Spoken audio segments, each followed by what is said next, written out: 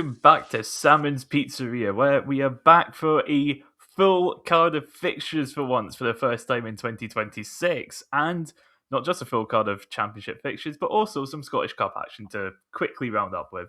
Thankfully, I'm not alone for this task, as I am, of course, joined by Kieran Ashton. How are you, Kieran? I am all right. Happy after the weekend results there. A few teams, obviously, a few favourable results going our way. Obviously, we done our business on Saturday as well.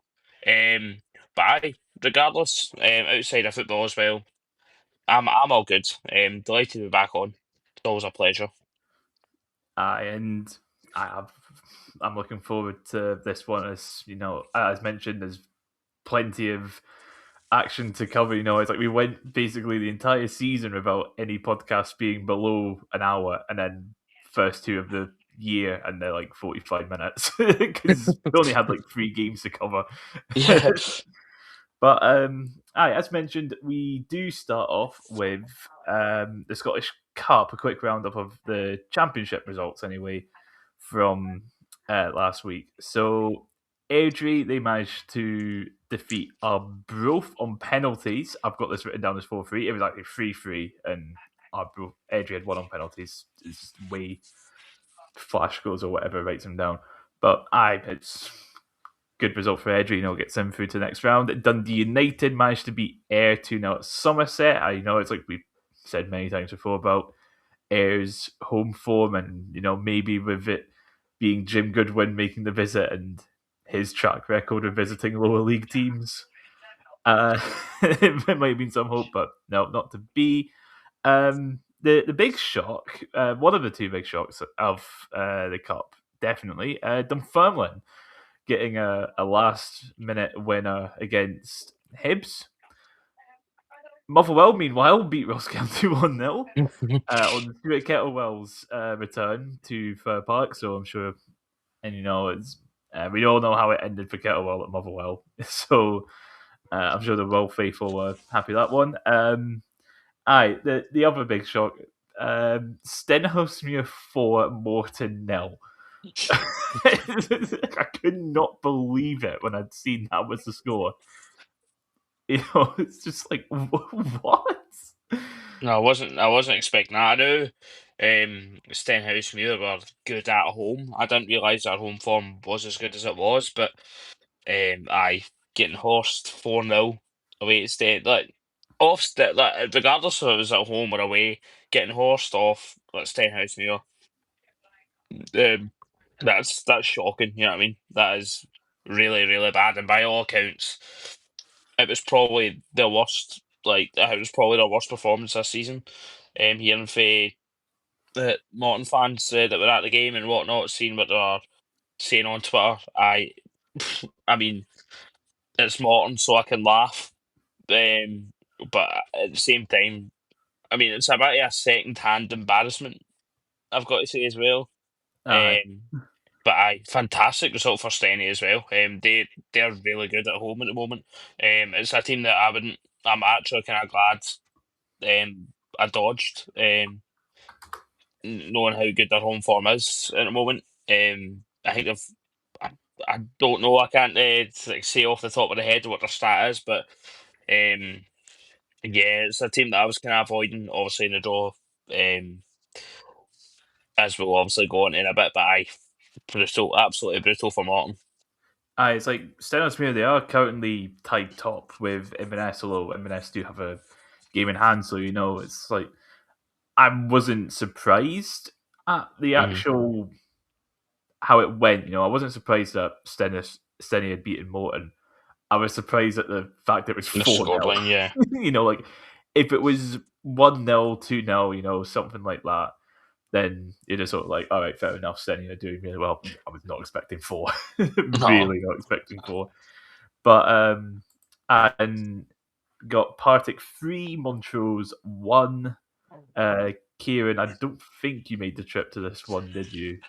I wasn't. No, I couldn't make it. I was hungover for the night before. I had a family engagement on the Friday night, and I was in my bed pretty much the whole day on the Saturday. So Didn't make the trip to Thurhill, but by all counts, I think we went 2-0 up.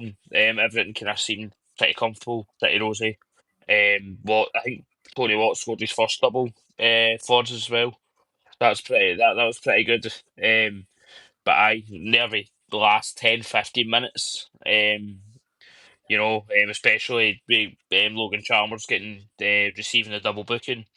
Um, but then obviously Montrose pulled the cool back just shortly after that, and it should have been a lot more comfortable than what we made it. But obviously then Rico Diak killed the game off, and we ended up winning 3-1. I think for me, to be honest, I was just glad we made it through to the next round. It didn't really matter how we won it. Obviously, if we, put in a stinker of performance, I'd be a bit, gutted, but it's a cup. I think just getting through home and dry into the next round is all that matters, really. But just kind of glad we didn't, end up with egg in our face and get kicked out, kicked out both cups in the same week. That would have been very disappointing, to say the least. But happy we got through to the next round. And then the last two games that didn't take place on the Saturday, of course, the Sunday early afternoon kickoff, Aberdeen against Reef. I made the trip up to Pittodrie. What a tip! That is one of the worst away ends I've been in. Yeah, It's bad. yeah. I've been in it. I've only made the trip to Pittodrie once myself, Callum, and yeah, it's not the best. I went there. I think it was like October. We played them. It was the quarterfinals to the Betfred Cup. It was a couple of seasons ago now, and yeah, it's not good. It was like proper the rain. It was the weather was pretty bad that night as well, in particular. So like you were just getting absolutely battered. Not Arbroath levels. I think we'll go on to talk about the Aye. conditions up at Arbroath this weekend. But it was still pretty bad, and this was October as well. But it's not the best away end, to be I honest. know. I had to deal with a leaking roof, and of course, it's like where I was not too far from like where the roof actually just ends, and you've got another third of the Yeah. away end just completely uncovered. There's no side wall or whatever, so you can just see the North Sea. And even then, it's like when I got there for kickoff, and there was only they were out of steak and macaroni pies. They only had Scotch pies, and they tasted like burnt cardboard. And it was £4 for a Scotch pie. It was 4.70 Jesus for Christ. steak. And it's like, what is this? But I enough complaining about Pittodrie. The game itself, I try and think the Aberdeen goal was just silly from a corner. Like it was just Josh Ray just decided not to come for the cross. Just sort of Yeah. scrolled out. There was a VAR check for handball. I've not bothered. And there wasn't. I don't remember anything about a handball or whatever. And I looked back at the highlights to see what on earth the goal actually was, because despite the fact I was like perfectly in line for it, it's like I looked at it, and it's like I saw what happened, but it's like my brain just did not comprehend. It's one of Yeah. those goals where you're just like, how's that gone in? But after that, I'd actually say Ray for the better team Mhm. for periods of the game, especially for like the last 20, 30 minutes of the first half, which granted Aberdeen nearly threw it in their own net twice. And then That trying to think meat off is some laugh, isn't it? and then it's like last 15 minutes of the second half as well. I'd say we were unlucky not to get a goal. Mhm. But, it's like I went in just hoping for a good performance, really. Yeah. It's like, granted, Aberdeen were bad. It's like, and I knew Aberdeen were bad. So I thought there might be an opportunity here. So, it's like, I felt there was an opportunity after that game. But, it's a team that was bringing on players who are worth like over £1 million or whatever. So it is what it is, really. You're a lower league team going up against a Premiership side. Just, I'm fine with the 1-0 result. And then, unfortunately, he's not here, but Enzo did make the trip to the postponed Queen's Park Stranraer game. My God, this probably deserves its own like special bit with Enzo, because of the fact that it was, what was it? It was a 7:45 kickoff. and Yeah. Queens were leading at half time, and then they come up for the second half, and 2 minutes later, the floodlights just sort of go out, and I think there was like sparking or whatever, and so the game was gone for like the next half an hour. I was fully convinced. I was like myself. I was fully convinced it was just going to get postponed again. I think Enzo was the same. He thought it was going to Mm. get postponed again. The players were down the tunnel, went down the tunnel and that as well. Aye, and Um, yeah, it was like they eventually, like I said, like half an hour after it went out, it did get back on. Stranraer got an equaliser, and then they got through. They got through extra time, and then penalties. And Stranraer won. Stranraer won on penalties, and it's like the final penalty went into the net.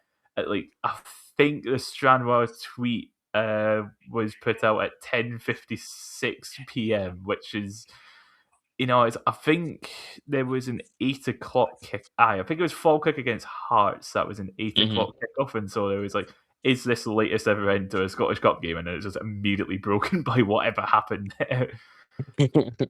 But it gets weirder because player registration rules might come into play here. Because so Stranraer, they had their goalkeeper recalled by our old friend Hamilton Ackies. He got recalled on the Monday, and I believe Stranraer only had one other goalkeeper who might have been out injured or something like that. But they had to bring in. So it's like they brought in someone else. They brought in a new goalkeeper from Hearts on loan. yeah. And the thing is, the question is he registered correctly? Because you need to, for postponed cup games, you need to have been registered before the original date. So now it's a case of, but the thing is, the rule is you need to have two goalkeepers. So it's like, it's two different Yeah. rules coming up against each other. I think if it is the case of you need to have two goalkeepers, you've only got one at the club, you're bringing on someone else in on loan to meet that quota, but obviously it's come between the original date of the postponed fixtures, and it's because your other goalkeeper was recalled. It's not like an injury or whatever. It's something Yeah. completely out of your control. A player getting recalled from another club on loan. I think the reasonable. I think it'd be reasonable for Stranraer to be kept in, just going off of what we know. But the thing is, Queen's Park have got hit by this before. It's like they beat Inverness a few years ago, and it was the same season that Inverness went on to reach the cup final. But Queen's Park did it with a player in on loan from Hearts. So it's like how have you got involved in this again? Could you stop doing this? That's what Jamestown Analytics is all about. Actually, it's just about how can we mess with as many teams as possible. I respect it. Absolutely respect that, to be honest. I don't think Enzo respects it, mind you. He was going through the ringer on Tuesday night, to say the least. Um, yeah, I think it was him that kind of spotted it out as well. 'Cause they said he spotted it at the game, but he was like that he wasn't too sure, and then yeah, all hell kind of broke loose. It's like we all just went on like this little investigative trail, just being like, "What did the announcement say?" That just says that just says loan. It doesn't say anything about emergency loan. Yeah. Aye, it's wild. I think by all accounts, for what I've heard, it's probably looking to sway towards Queens Park, getting the or story Stranraer getting booted out. But I don't know. Anything can happen, you know. It's the Um, SFA we're talking about. uh And if Queens Park were kind of knocked out for something similar, then it's kind of unfair.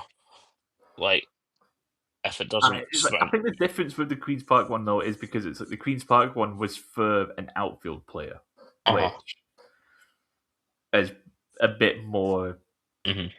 wiggle room of other players and goalkeeper. I'm Mhm. saying that I do remember there was a time when Rafe played a championship game. I think it was against Queen of the South, and our starting goalkeeper for that game was Ian Davidson, who has played like 600 games as a centre back. But I remember as well. Was it Ryan Stevenson as well? Played in goals I for Red think Rovers. I think he played in goal for us as Yeah, well. I remember that. We have a great record. Proper banter years all the time at us. But aye, so of course, after the Celtic Auckland game on a Sunday night, the Scottish Cup fifth round draw is made, and for the relevant championship teams, Airdrie have got another home draw. This time they've got Premiership side St Mirren, League Cup holders, but have been in a bit of a rut. They've sort of been dragged into that relegation battle with Yeah. a frankly awful Livingston and Kilmarnock team. So um, probably that game's going to be dreadful, but it could be an opportunity for Airdrie. There is a Fife derby, Dunfermline against Kelty this time around. I'm not sure if they've ever played against each other. I might need to look into that, but I don't think Dunfermline have ever played against Kelty in a Mhm. competitive fixture. And there's a Fife Cup, of course, but I don't know if they've even played in a friendly. But I'll probably dig into that at some point. But Kieran, yourself, you've got an away trip to Elgin. Yeah. You must be looking forward to that. Oh yeah, delighted with it. I think it came down to the last four balls, and it was Dundee, Celtic, and Elgin. And I knew as soon as I knew Celtic were there, I was like, "We're getting Celtic away." You just kind of get that dread, like when you're watching the draw, you like and like it just gets like all the teams are getting picked out and all that kind of stuff, and you're just like, you're just dreading it. I mean, fantastic money spinner it would have been. I would have took Celtic away for the financial benefits it kind of gives you. Um, but I came down to the last two, and we'll go on a bit about this fixture. But it's a fixture that Thistle fans have been wanting for years. We have not played Elgin competitively. Um, this will be the first time we play Elgin competitively. We haven't played them since the last time we played them. We played them. Sorry, was a friendly in 1954. No, Um, so this is one that the majority of Thistle fans have been looking forward to tick off the 42 and all that kind of stuff. And um, I mean, it's a great day out into the bargain as well. And it's a good day out that will result in, hopefully getting into the quarterfinals. What more can you ask for? But I absolutely delighted with it. I'm just glad we didn't get because for years we've been wanting Elgin away, and it's just not worked out. It's not happened. We've been a ball away from getting them, and we haven't gotten them. It's been stupid stuff like that. But I now we've finally got them. I wasn't for it. Um, it'll be a it'll be a long, long trip up to Elgin, mind you. I think we're leaving from Muns at like 9 a.m. So that'll be that some sounds about laugh. right. Yeah. So that'll be some laugh. I think it'll be like 3.5 hour journey maybe. But I buzzing with it nonetheless. I went up to Elgin because we've had them in the League Cup in the summer. And it Hmm. was whilst I was there, it was borderline 30 degrees and it was lovely. But you're going up in February, and Yeah. I think it's that's my like, only issue. With aye. it being up, yeah, with it being there, it might be the conditions maybe not be in our favour, kind of thing. And I know we struggle when that kind of is the case. But I looking forward to it, and I'm not going to say we're going to go and scud them because listen, it is a cup game. We've seen what Stenny done to Morton, Um, but I buzzing nonetheless, and hopefully we get get another decent. If we beat Elgin, of course, get a decent quarter final draw. And then the final one that is somewhat relevant is the fact that Rangers are at home to Stranraer or Queen's Park, because of course the hearing's actually on Wednesday. We're recording this on the Monday, so we've got no idea what's happened. So, but I will be again will be interesting to see if that is a money spinner for Stranraer or another trip to Ibrox or Queen's Park, where hopefully, if they do go, they can repeat what happened last year because it was just really funny. Yeah. It's just really funny. But aye, so that's all the Scottish Cup action, all that news that needs getting out of the way. It is time for our Friday night under the lights. It is Arbroath at home to Morton. What a fixture! What a fixture to be chosen. And what a night for it to be chosen as well, because my God, was it windy at Gayfield. Yeah. Um, yeah, this game did not produce a good game of football. It was not a good game of football at all. Um, it's like watching Arbroath highlights, and I think it's like just over 6 minutes long, and I think for the first half it is literally the players coming out the tunnel. Morton have a corner where they hit the bar from like a volley on the edge of the box. Half time, Yeah. like that was it. Second half, meanwhile, you could really see the conditions play a factor because you'd have um, it's like Arbroath would get a corner from the fact it's like the Morton goalkeeper's taking the goal kick, and you just see the ball go, and it just goes up and backwards. It lands at it lands in like a tussle between two players about 25 yards out of goal. It's like we're so used to see. Obviously, it's like a goal kick's going to go to about the halfway line. It's gone about half the distance, and it's like from that corner, it is terrible. Like the corner that Arbroath scored the goal from is terrible because it's being put in with like the regular amount of power and height that would get into the middle of the box. It's barely reached the 6 yard box. It just scrambled about, and then Aaron Muirhead manages to do a back heel, and it just fumbles into the goal. It's a good bit of skill from Muirhead, but it's just Yeah. it's just kind of funny to watch. Um, and then not long after, Arbroath have another corner. This time it's hit way out. It's like it's hit. It's like it's as if it's been aimed towards like the D at the edge of the box, and it's reached like a peak, and it's curved violently. Like you can see how quickly it is curved towards the goal, and it just goes over. I'm Yeah. honestly surprised we didn't see more attempts like that in the highlight package. I'd be doing that all day. Trying to score from a corner directly because of the wind, just trying to catch out the goalkeeper. But it's like despite all that, and basically the wind pinning Morton back in their own third, not Arbroath, the wind. Um, Morton do manage to get a goal. It's actually a decent goal for what can happen in a game like this. A ball's Mhm. just a bit of a ding dong in the middle, like played out wide, and then ball goes into the box, back post. Michael Garrity's running in, and he just smashes it underside of the bar and into the far corner. It's really good goal from Morton. And but then after that, there was nothing. There Yeah. wasn't really anything. But I do you have anything to add to this game? I think you've said, Callum. I have pretty much got it down here. Like the conditions were absolutely dreadful. The first half, it made the first half a non-event. Obviously, apart from Morton hitting the bar. I think it was in the 13th minute, 14th minute, or something like that. Yeah, it might have even been the 15th minute.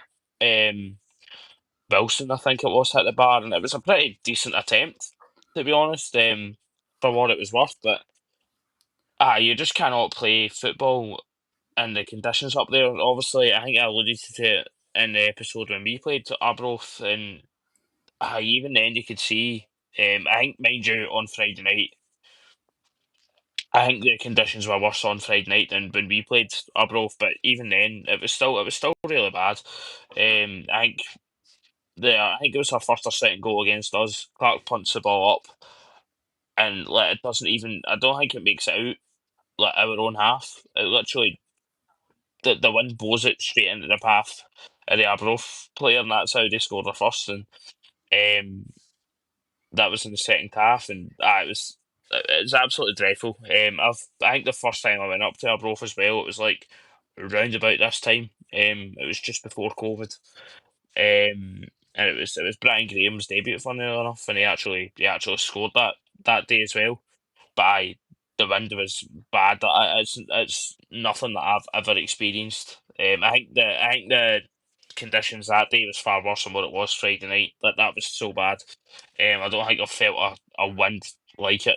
Like, I don't think I've been blown by the wind quite like that. The people were buying bovrils just to heat that. Like my dad, certainly. I took my dad up that day, and my dad bought a bovril just to warm his hands up, not drink it, to Aye. warm his hands up. It was that bad. But no, you just can't play football up there. I think it's a skill itself. To be an Arbroath player and knowing how to play. But surely they train. Surely they train players like how to play in the conditions. They've got to do it.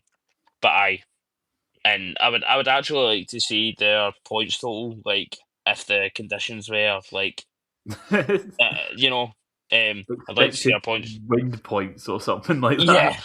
Yeah, yeah. But I think credit to Morton, to be honest. I think they defended well and they took their own real chance in the second half. Obviously, it hit the bar in the first half, as I said, but um, they done well with what they could in their conditions, and I think the conditions kind of suit Morton though. They seem like a team that would kind of benefit that. That are kind of scrappy, like, you know, hammer throwing type game. You know what I mean? Um, but yeah, credit to them. They got a result. Um, and that's good point. You could say disappointing result to say the least for that Arbroath. You could say that's 2 points dropped at home, and considering the position they find themselves in at the moment as well, they would like to think they would have won that. But really good result for Morton. Conditions permitting, you could say. I've obviously got the table up here. That is Morton now on 11 draws from 22 games. So, good laugh from Morton, but I get what you're saying when those sort of conditions also can suit Morton because Capillo's kind of similar Yeah. in the fact it's like it's across the road from Firth of Clyde, and Hmm. we know what the West Coast can be like. So, but as you say, it's like with our Bruce position, it's especially when we see Saturday's results, it could have put them in a maybe conversation for just like a cheeky little dig at the title. Maybe it's maybe acting as like a spoiler, if anything, not actually going on to win it. But we'll get onto the title challenges later. For Saturday, there's one game that we're going to have to start off with, and of course, it's going to be Rafe against Queens Park. Rafe go into this game with a full squad. I could not tell you the last time this happened. Probably, actually, I don't even think September. I think this is the first time all season where we've not been missing anyone. Yeah. I I don't don't know think if there's a maybe our single player game. missing from our match day squad against Queens Parks. We had Matthews, so it's like Matthews and Vaughan came off the bench against Arbroath, not Arbroath, Aberdeen. Sorry, Mullen was back from suspension. Chin missed Arbroath, not Arbroath, Aberdeen. Anything north of the Tay is just whatever to me. Aye, so Chin missed Aberdeen because of illness, and Burns returned from injury as well. He's been out for a while. Queens, meanwhile, because of their million suspensions, they're now in a situation of playing like 6 games in 3 weeks, and we're two of them. As we'll get onto it later. But it's like with this one, it was comfortable. It was a comfortable win for Rafe. Andy Winter He would nearly get his first goal quite early on. He had a header and it hit the post. It looks as it had very scrambling. Even after watching the replays, I don't know if he tipped it onto the post or not. But it was a decent effort from him. A second real big chance, however, it was a perfectly worked free kick routine from deep in the Queen's Park half. It falls perfectly at the back post for J Rowe, who heads it right into the middle, in the middle of the goal, 6 yards out to Jack Hamilton. And the ball just sort of gets stuck in between his feet. And it's just like, for fuck's sake, Jack. Because you just want it. I have criticized him so much because I want him to do well. Yeah. But he didn't let that get him down. If there's one thing I can say, it's the fact that he always gives 100%. He's always running about. He's always getting himself in there. He's always putting effort in. And it pays off. It finally pays off. It's in the 39th minute. Easton on the left gets into the box and he puts a ball in to go into the middle of the box, the low one, and it's as Hamilton has moved away from the goal, away from the front post, and it's been blocked by a Queen's Park player, this cross, and it falls perfectly. It's in the air, and Hamilton just hits it first time at top corner. Really great finish. Yeah. And it's like, finally, he's got a goal. Thank fuck. And, it's like, everyone's happy for him, of course. And, it's like, this really gave us the momentum to keep going. It's just 5 minutes later, counter attack. Doherty would get the ball off Josh Fowler. I think this is the only time I'm going to mention Fowler's name in this highlights. I barely noticed him in this game. But Doherty manages to muscle the ball off of Fowler, then just hoofs it up the park.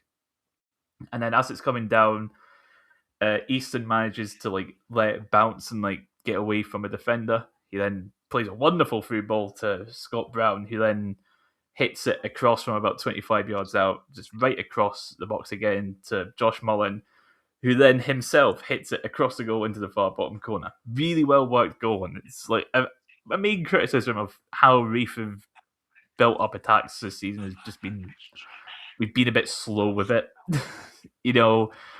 I mean, that comes with having a pretty old squad, but it's like this. I was really good, well worked counter attack, and at that point that was game over in my eyes because Queens had done nothing. But then second half, try and think. There wasn't much until Reef's third goal, which came from. It's like Wilson would hit a cross in, and there was a bit of a scramble, bit of a stramash. It's like Winters had the ball, and it's just bumbling about. It ends up in the air, and it's Jack Hamilton is there again. Perfect place, and he just beautifully lofts this header over everyone, and it just sails into the back of the net. And it's like, he's got two. This is amazing. 5 minutes later, yet again, another move down that left-hand side.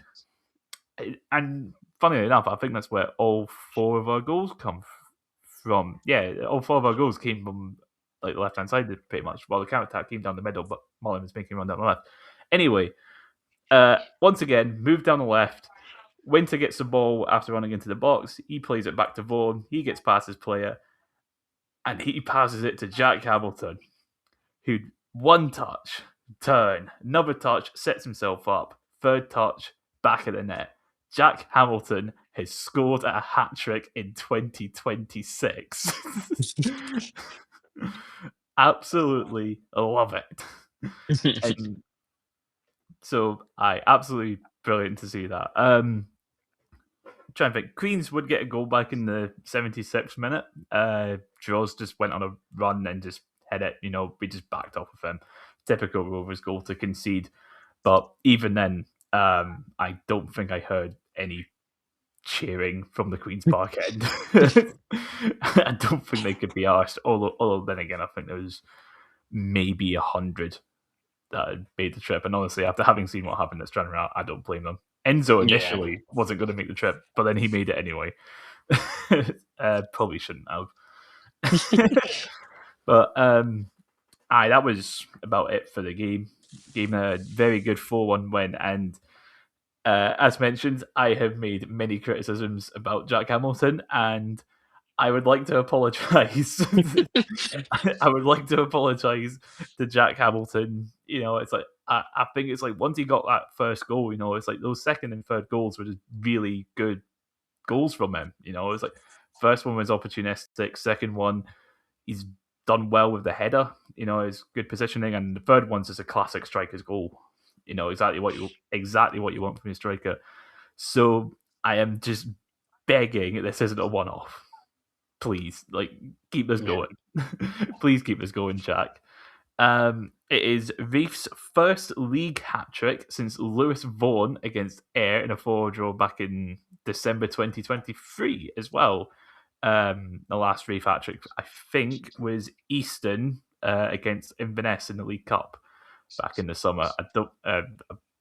Yeah, we've not had anyone else score a hat trick in the league, but so it's a really good performance from Reef. We were all over them. Queens Park, terrible, just Yeah. really bad.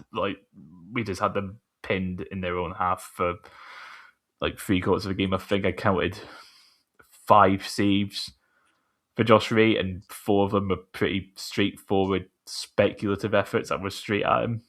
There just wasn't much for them to talk about. And it's like with this result and other results, that's them now bottom of the league. Mm-hmm. Granted, they've got the most games in hand, and if they were to win all 3 of those, they'd be a point behind Reef. But that's no. Speaking of, Yeah. that puts us a point behind both Ayr and Dunfermline now. And so last time I was very doom and gloom, to say the least, Yeah, about you're playoff ready to hopes. I throw in was a just towel, like, weren't no, you? game's on. Now that we've got players back, and again, it is Queen's Park who are bottom of the league. I've got ahead of myself already on the do game when we beat Ross County 6-0 and then proceeded to be terrible for a bit after that. But, I like to think, with full squad back, where's still, it's still the transfer window. The loan window doesn't end until end of February. And, we've got that cooperation agreement with Rangers. Who knows who we can get? Bailey Rice, Finlay Curtis. There's plenty of names being thrown about. We're still very much in the fight. It's just a case of, it's like us, Ayr and Dunfermline have just been ridiculously inconsistent. So Yeah. we'll see what happens with us. But Queen's Park definitely. I think they're finishing bottom now. Yeah, I was saying the same on Saturday. Even I think even before a ball was kicked, at Starts Park, we were kind of talking about it. We were kind of um talking about like who do you think will finish bottom, and like I still maintain Queens Park is the worst team I've seen us play this season. Um, Granted, I think as well Ross County's up there for the 3 week. Um, when we played them 3 weeks apart from each other, up in Dingwall, the first in the League Cup, we won 3-1, and then we beat them in the League 3-1. They were dreadful that time as well. But we played them at Firhill, and they weren't that much better, but they were not bad. Their chances, and obviously the game on the telly we won't talk about. That was fucking awful. Against them up there, I think it was a couple of weeks ago now.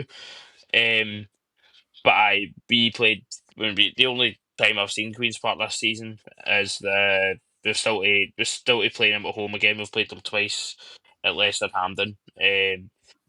But the only time I've seen Queens Park was a 5-0 at Firhill, and they were dreadful. They're an absolute gang. They are awful.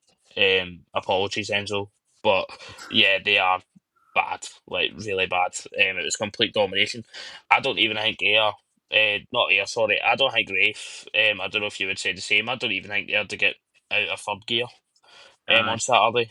To be honest, they didn't have to. All the damage was done, and they didn't. Rafe didn't have to do much. I mean, there was good football being played, but um, aye, Rafe were, you know, very unlike, you could say. They were very clinical in this game, but whether that was down to Rafe kind of bucking up with ideas a bit, or Queen's Park being as poor as they were, I don't know. But I think the only kind of real disappointment you could have, the real only negative point you could have, was losing the clean sheet. I think, especially the way you kind of conceded. I mean, it was a good goal by Seb Drozd, it looked like, but you just kind of stood off him with that and allowed Aye, your it was a good most. finish from him. Not to take It was a anything good, away from yeah, George, but it's yeah, like we just backed off of yeah. him. I think naturally a team kind of does that when they naturally do take the foot off the gas a wee bit, especially when they're home and dry before you know their 4 goals to the good. Especially when you're 4-0 up with 15 minutes to go.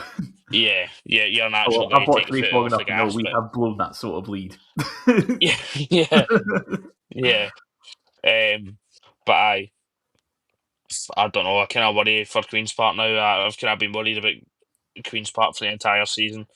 To be honest, Deirdre kind of seem to get results when they can, and Ross County are, we'll go on to obviously their result in a wee bit, but they seem to be doing kind of all right under Kettlewell, we could say. Um, but they've got their games in hand, so who knows what can happen, you know what I mean? But I don't know. I don't know. They Queens Park occasionally, more than often, I don't even say occasionally, more than often this season, drop these absolute stinkers, and teams take about 4 or 5 of these off them, you know what I mean? And it's not looking good. And also they've been hindered with kind of suspensions, and even maybe their games getting suspended could play a factor into this. Maybe they're not kind of match fit. They're match sharp. Sorry, you could say. I was going to say this is Um, their first league match of 2026. yeah. So maybe they're not getting like the game minutes that you would like. But yeah, regardless, it's still not looking good for them. I kind of fear the worst for them, but never know. I suppose it's a funny old league. And I told you when you were the last time you were on, you kind of chucked the towel in with regards to the playoffs. You're like, look, I'm done in. I'm finished. I think it was after the Derby defeat. No, it was after the Um, defeat to Arbroath. I was just so yeah, scunnered by it. yeah, I was just like, yeah. nah, You were. I That was can't be asked it. anymore. Yeah, but you're 1 point behind them, and I've been kind of saying this to Dunfermline fans about it as well, who kind of think they're going to get the playoffs. They're kind of home and dry. They're far too inconsistent as well. You know what I mean? I think there's 3 teams now in contention for the playoffs. For that fourth spot, I think Arbroath will finish third. Um, and I think it's a kind of 3 horse race. Between Rafe, Dunfermline, and Ayr. But say Airdrie there. Rafe, Dunfermline, and Ayr for that fourth spot. I think it's just a case of who can kind of keep Be less consistent shit. and who tails off. Do you know what I mean? It very much is that. It's like in it's. I almost want to say the three of us just don't deserve the playoffs.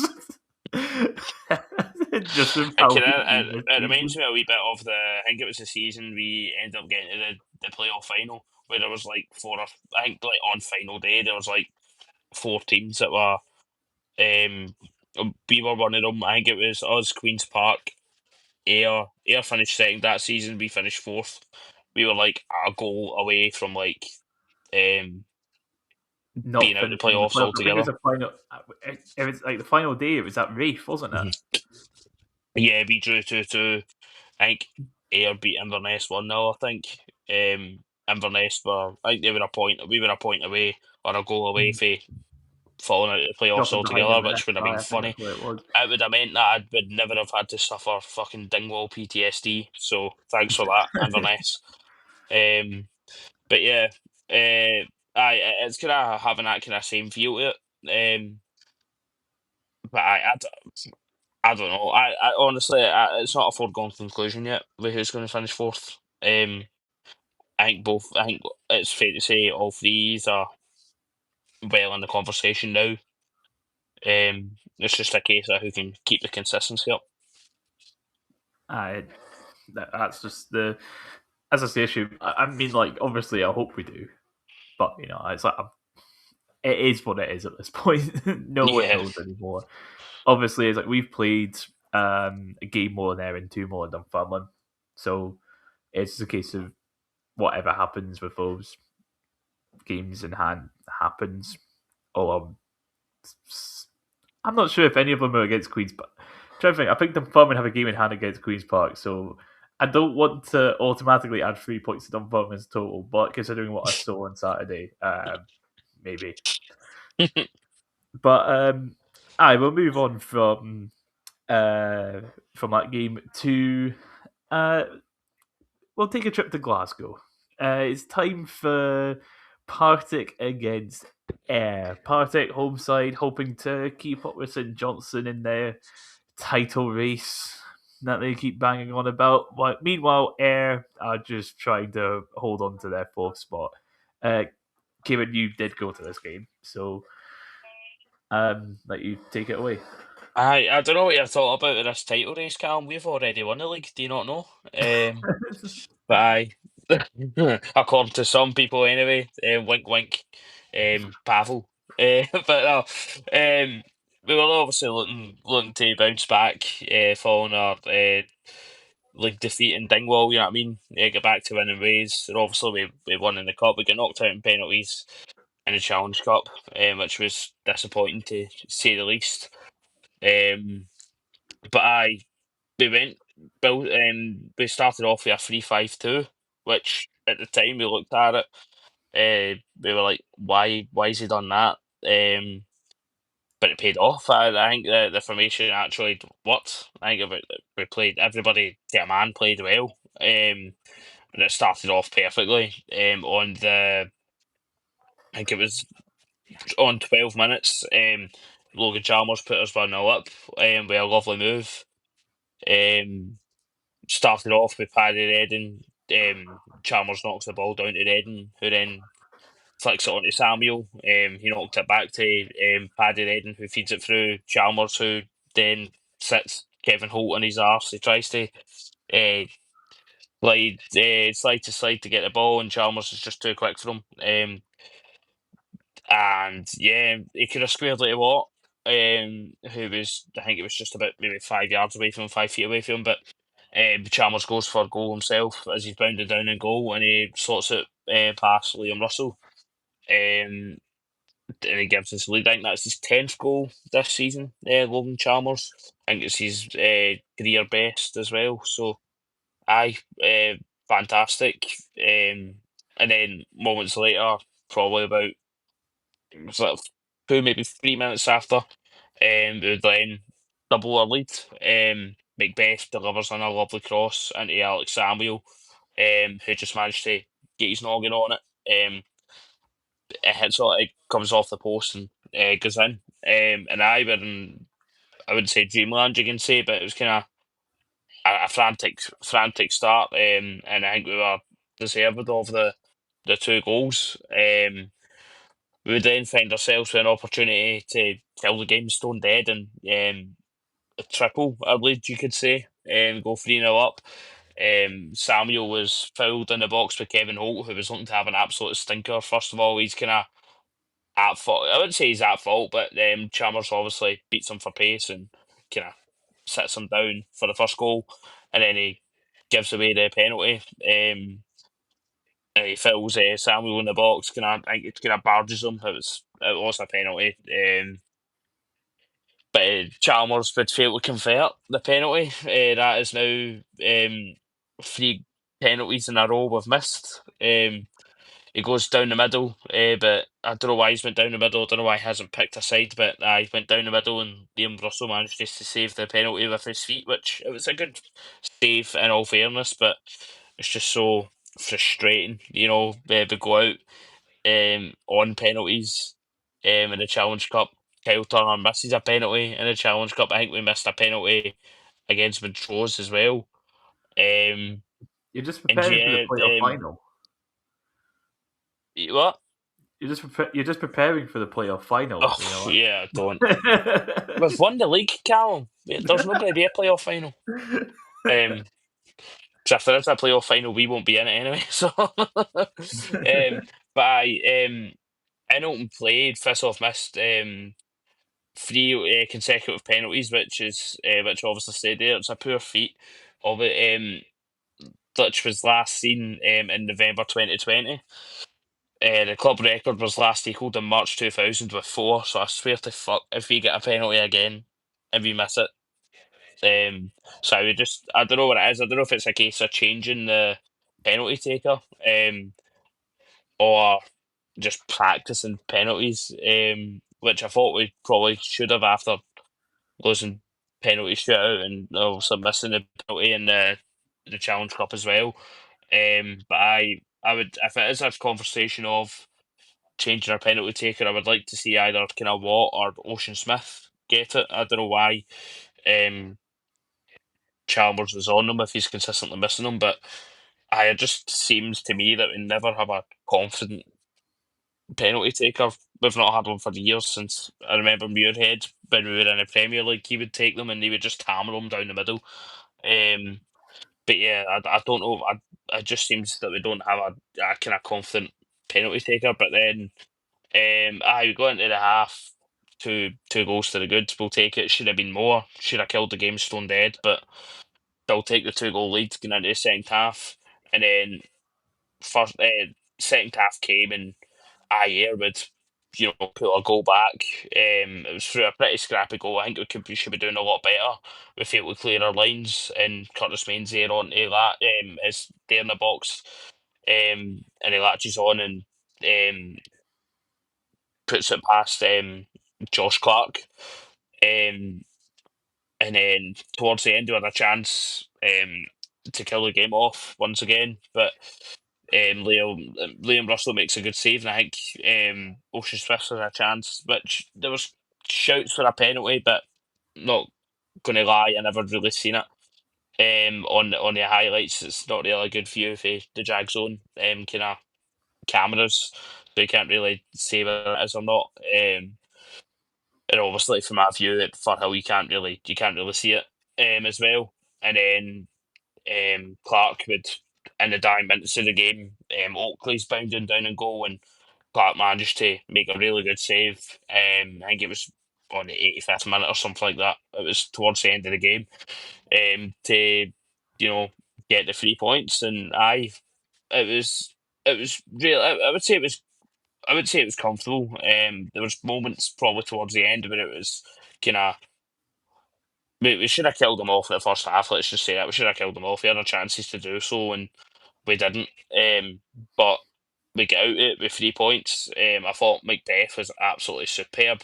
I think if we got the clean sheet, I would have given it to Macbeth or Ashcroft, but it was given to Samuel, who I can't praise enough for his effort this season. He's been absolutely fantastic, and his hard work's paying off. He's getting the goals as well. His goal return isn't as good as you would like from a striker, but his effort makes up for it 100%.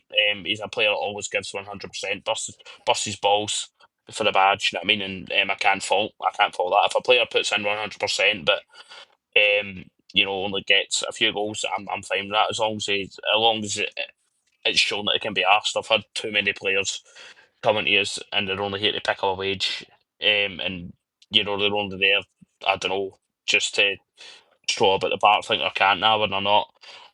Samuel is that is furthest away as Samuel. He's fantastic. I love him. I love Samuel. Fantastic, fantastic signing. For us, been really good at. Been a really good addition. Is what I'm trying to say.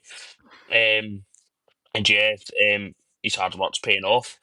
And obviously we'll get on to the St Johnstone result at full time, but that was pretty nervy. That I think that game was like 15 minutes delayed or something like that. I think it was due to floodlights or something like that. There was a technological um, technical error with the game, so it kind of led to a nervy like 15, 20 minutes or so, waiting for that final result. But you know, it sets it up nicely for Friday night, shall we say, before we're going to talk about the St Johnstone's game.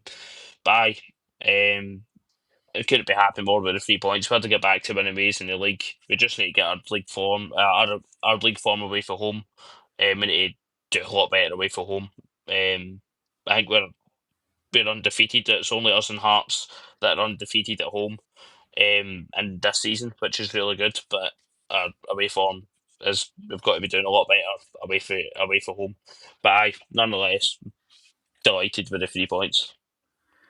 I was going to say it's like with the St Johnstone result that we'll come on to in a bit. It's like it makes that Friday night fixture really interesting because Yeah, it's like granted St Johnstone do still have that game in hand. If you, I mean, you have just mentioned about the away form not being the best, but a victory at McDermott on Friday would put you top of the league, even if it's yeah, by a point and Saints have got the game in hand.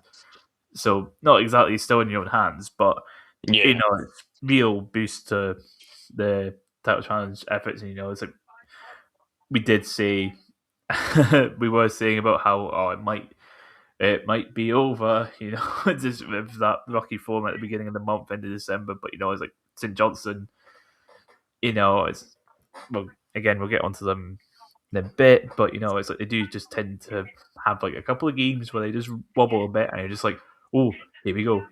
Can we yeah, make it interesting? yeah. Just make it interesting. That's all I'm saying. I must um, say as well, the just to sorry to cut you off there, but the 3 points were topped off by Scott Brown getting sent to the stands as well.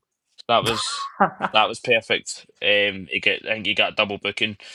I think it was for dissent, to be honest, which is not like Scott Brown at all, is it? no, But yeah, that was excellent. Few that was a cherry on top of what was Partick Thistle beating there. You know what I mean? Scott Brown getting sent to the stands, lovely stuff. and it's like when it does come to air again, the questions being asked about Scott Brown because it's like they've only won 6 of 22. Like Morton, they've got 11 draws. Yeah, they've got 11 draws and 6 wins. It's for a team that many people were saying we're going to finish third. I think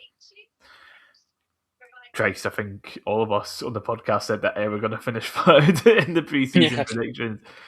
Um, yeah, to be in the position they are, they're 8 points off of third place. Granted, game in hand with Arbroath. It's like Rafe right behind them. Dunfermline now ahead of them. It's like, I've not seen the chatter from Air fans because I don't pay attention to them. I don't have any. None of them pop up on my timeline or whatever. I don't pay attention to Air, but I'd imagine there's plenty of conversations being had about Scott Brown at this point. yeah. I think even at the kind of looking at the full time kind of tweet bit here and that as well. Quite a few certainly not even question it. Questions being asked or like just get rid of him, get him sacked. And I'm like, that's probably a bit of a stretch too far. I can understand why. But like you're still in conversations with the playoffs. Like, yeah, I mean it's not like you're adrift of the playoffs. You know what I mean? You're still in conversation for it. But yeah, I mean they weren't bad. They weren't great. You know what I mean? Very very meh. I would say. Aye, it's just air being air, I suppose. I suppose it's very much. I think I've said before, but it's like once it gets to a point with Air where it's like they're not making the playoffs, whether that's final game of the season or if we get to April and they're like 9 points off of 4 games left, then like that's it for Scott Brown. I Yeah. think that'll be it for him. But Aye, so we move on to the current table toppers, and that is St Johnstone. They had a week off because they had no one in the Scottish Cup, having been knocked out by Cove in the third round. Just got to let that be known as to why they weren't mentioned earlier. Um, yeah, they were. That's why they had a week off, and they were coming up against the Dunfermline side, who, as we did mention, did beat Hibs. Um, and the first half, there was there's nothing really to talk about here. It was mostly St Johnstone, but it was pretty much all half chances. Like there was Yeah, nothing substantial being made in that first half. Second half, though, again, St Johnstone have a couple of half chances, but then they just shoot themselves in the foot. I think this is, I think this is revenge for the Arbroath game. How it's like they got that goal from Arbroath again, just shooting themselves in the foot with one of the worst back passes I have ever seen. But this time it's Toby Stewart, St Johnstone goalkeeper, tries to play it out from the back, completely misses his centre back, and it goes to Robbie Fraser, who beats the defender and then just rifles it into the roof of the net aye, at the near post. It's a very good finish, and that's what gives yeah, Dunfermline the opening goal. And then after that, Dunfermline didn't really do much, but they didn't have to. They didn't have to. They had the lead at McDermott Park, and this was just turning into one of those games for St Johnstone. They just all these chances, half chances, but no real threat. Although Dunfermline did have a second chance at some point. I counter attack. Chris Keane cut it back to Andy Todd. He beats his man, but then hits it over. But not long after that, it's time for Ref Watch. It's back because a ball is played at the edge of the box. It's up in the air. St Johnstone player heads it down to someone who's running along, and it hits off a Dunfermline player's hand. And it's not as if the hand is, like straight down or whatever. hmm, The arm is at least a 50-degree angle away from the body, I want to say, and it has hit around about his wrist or whatever. And at first, it's like when I heard about it, it's sort of a case of it's like sometimes like players being in the way, that sort of thing. But it's like having seen both a picture of the incident and the actual replay itself. How was that missed? yeah, The real question of how that was missed. yeah. St I've Johnstone seen, were very much robbed of a penalty. I believe you will agree with me there, Kieran.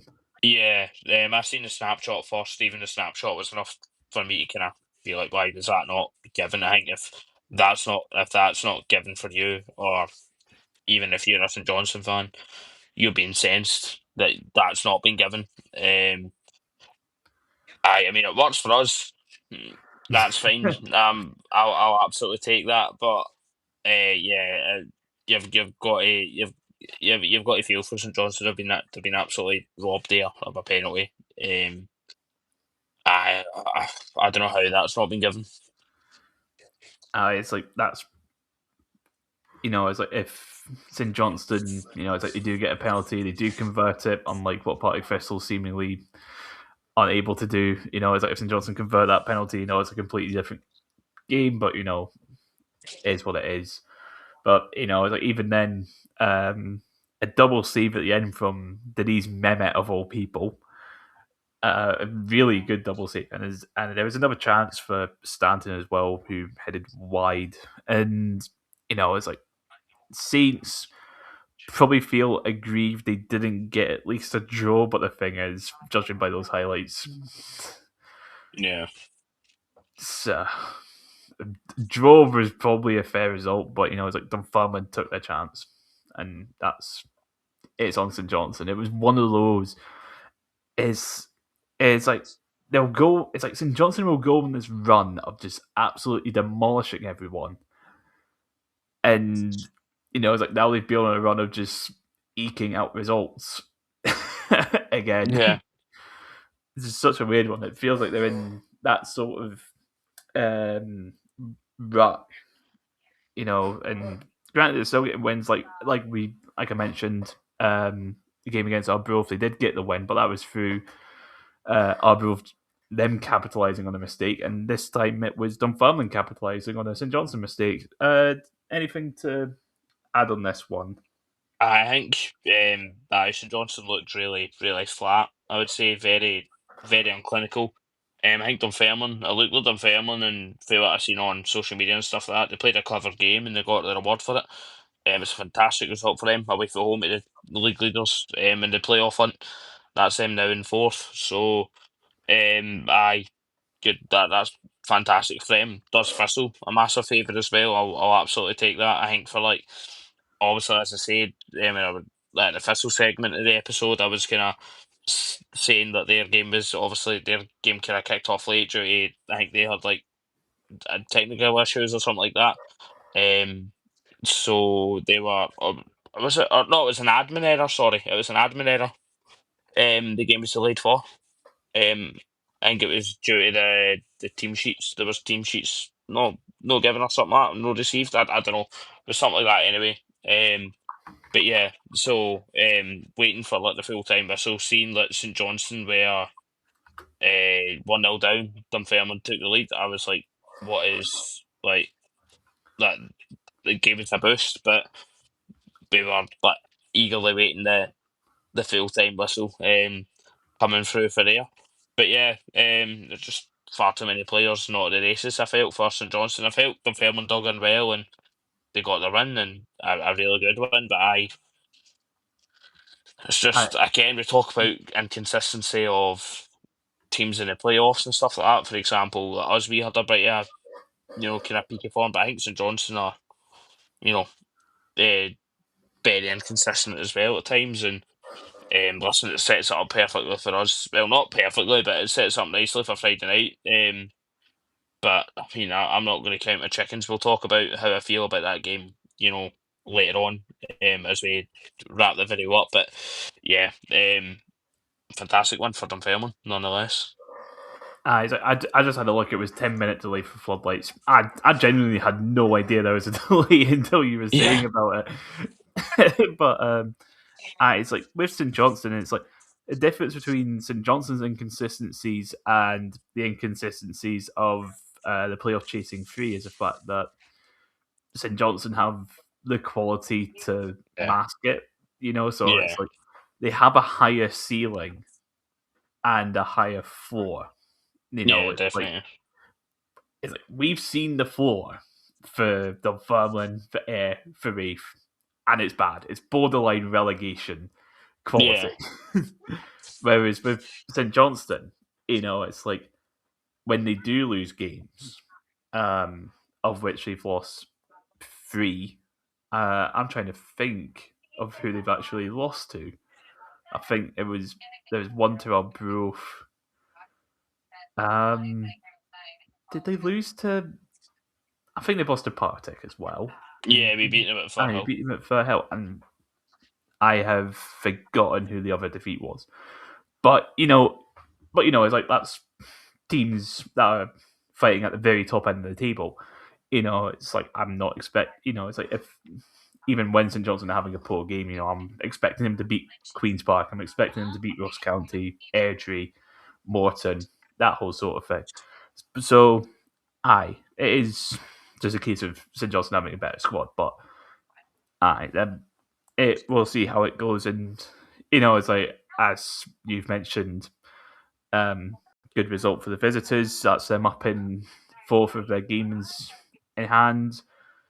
Coming off the win against Hibs, it's is what it is.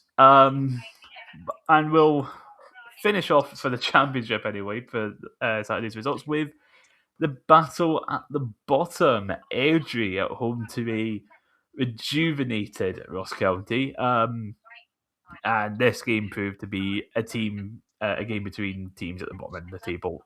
Again, first half, couple of half chances, but Ross County definitely seemed the stronger side.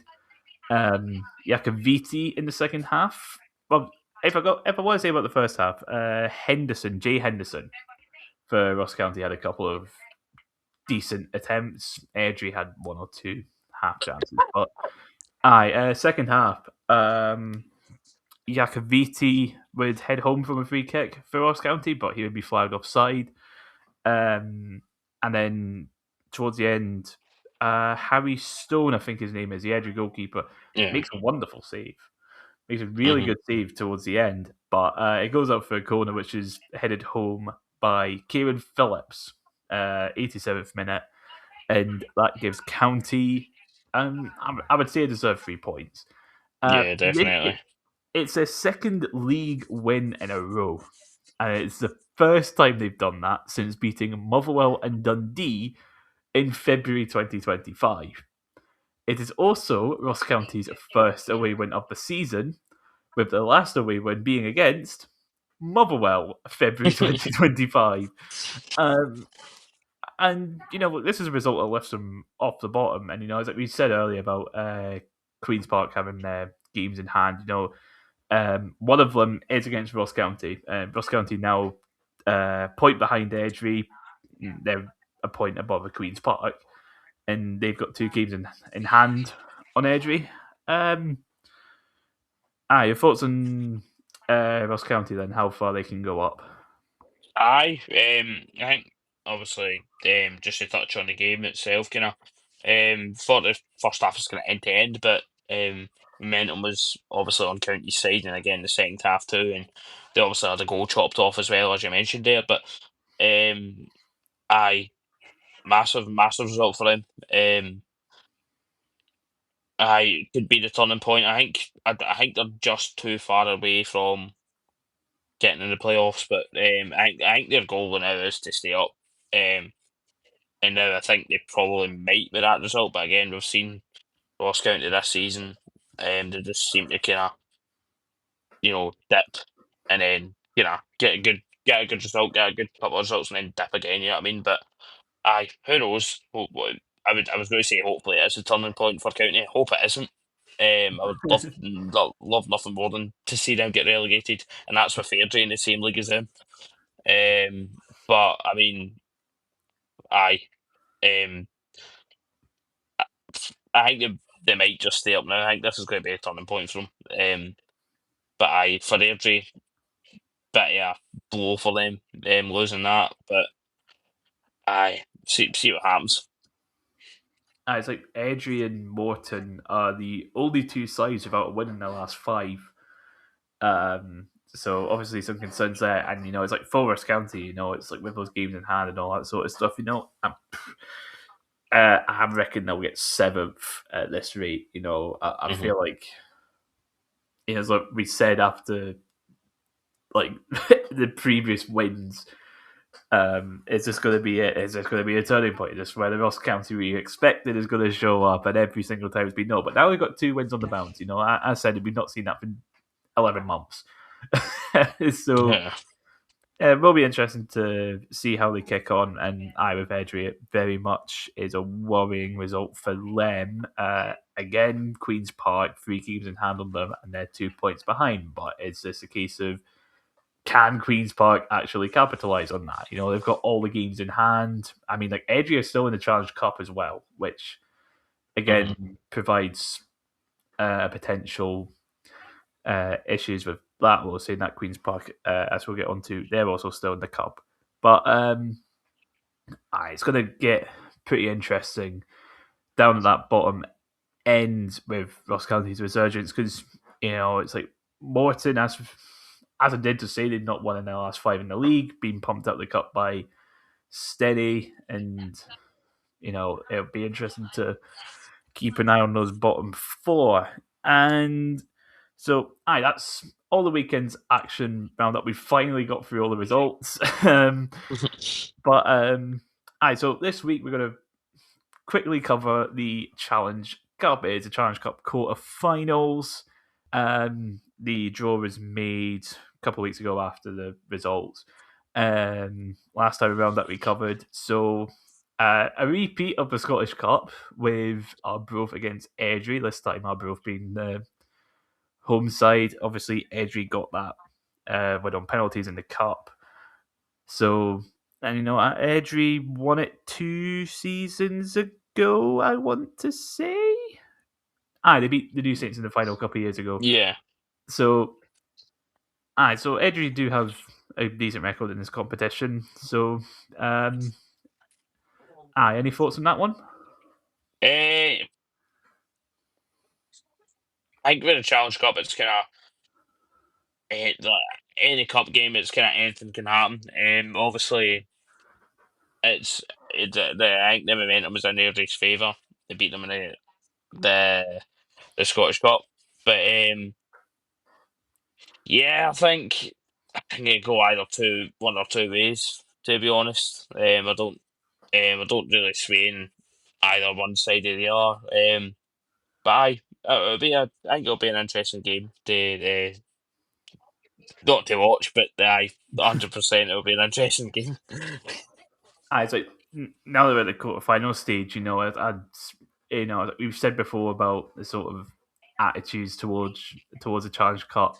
I think at this sort of stage, you're thinking to yourself, right, real chance at silverware here. hmm And if there are going to be rotations, it's not going to be as much as what we saw. It's like race round of 32.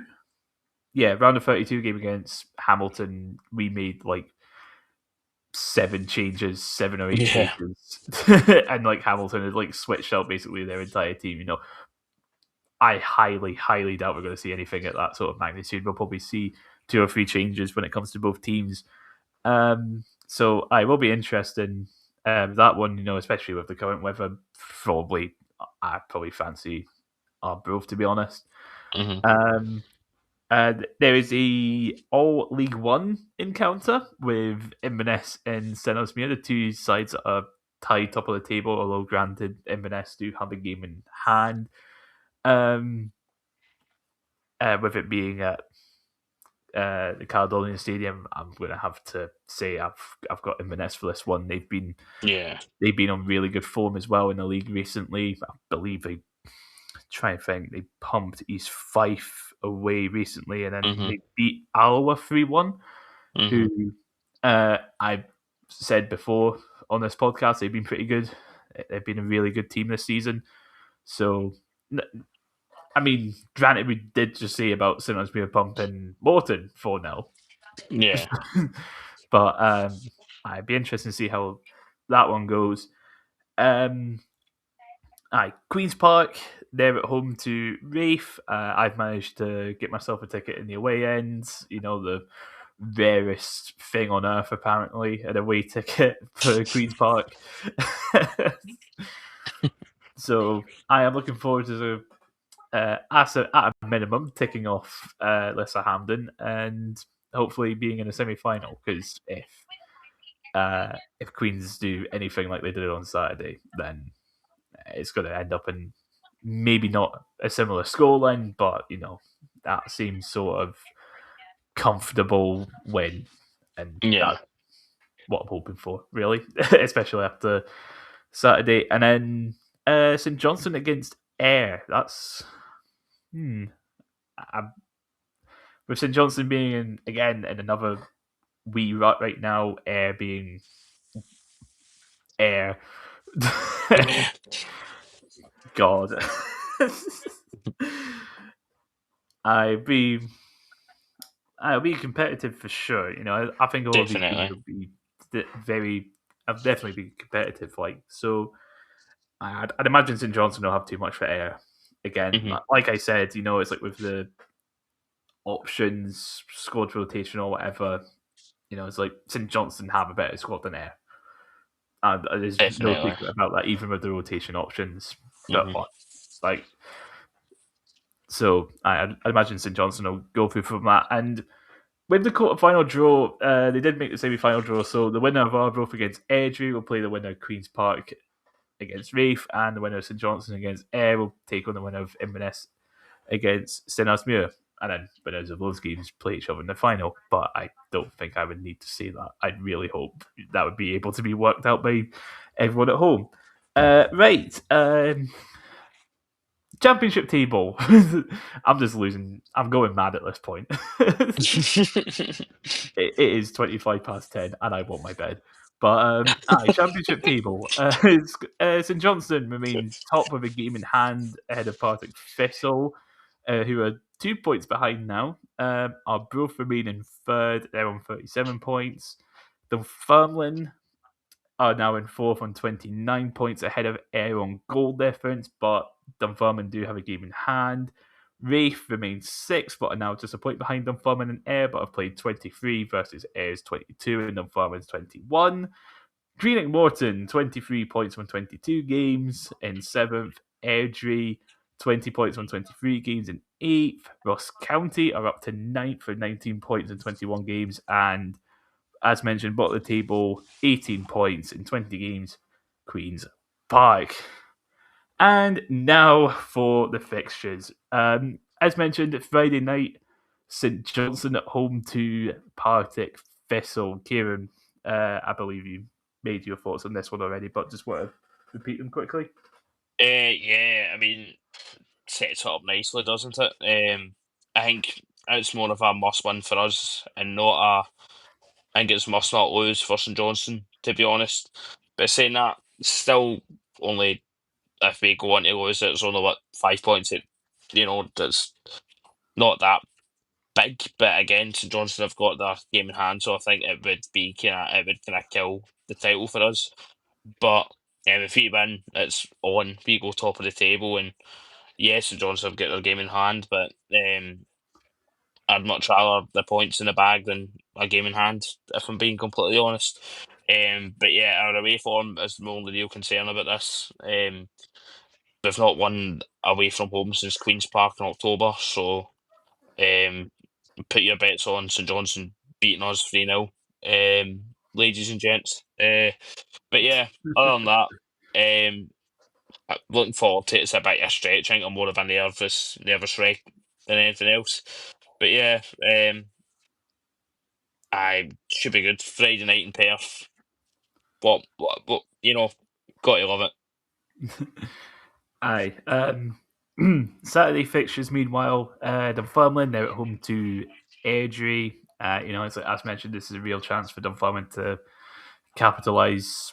It's like now they're in fourth. They're the ones leading the charge for that final playoff spot. Greenock Morton out at home to Ross County. This is a big one for Ross County. If they get a win here, one that really drags Morton into it. Yeah. Properly drags Morton into it, and obviously can help propel them up the table. And of course, for their games in hand, that'll be massive. Ayr are at home to Reef Rovers. I am fully expecting 0-0 draw from this because I believe we've made the points before about how Ayr's home record is rubbish. Yeah. Like 2 wins at home. Whilst Reef, meanwhile, I think our last 4 away games in the league have finished 0-0. So I'm telling you right now, it's finishing 0-0.